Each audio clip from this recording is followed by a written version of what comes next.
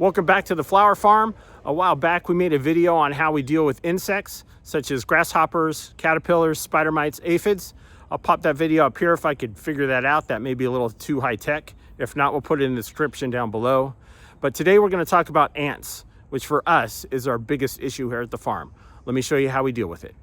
All right, so this is our formula for taking care of ants. This is orange oil. This is considered a natural product. It is just the oil that you find in the rind of oranges that's processed, ground down into this liquid. And we're gonna use baby shampoo. This is a 2 tablespoon, measuring spoon. And then this is 2 quarts, so equal to a half a gallon. So we're gonna do 2 tablespoons of orange oil. We're gonna put in a little squirt of baby shampoo, and then we're gonna fill up the 2 quarts of water.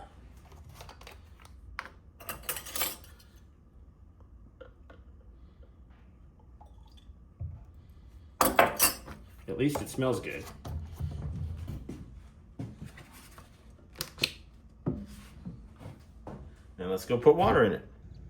All right, so we found our ant hill. This one, of course, was easy to find. That's our little red ants. These are the biters around here.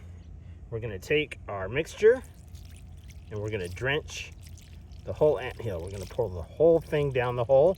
What we're wanting to do is get the liquid as far down into the hole as possible so we can get to the queen. The orange oil will eat through the exoskeleton of the ants and will end up killing the queen.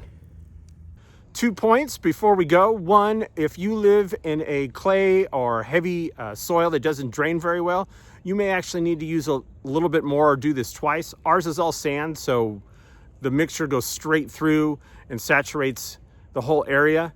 It may take a little bit more to get rid of your anthill in a heavy clay or dense earth area, unlike ours. And then 2 is pets. This is a natural product. It is not considered a pesticide. But the orange oil in this concentration would not be beneficial to your pets, especially cats.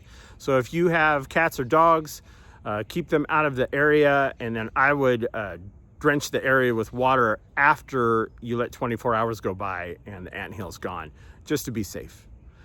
Hope that helps. Remember, live life in full bloom.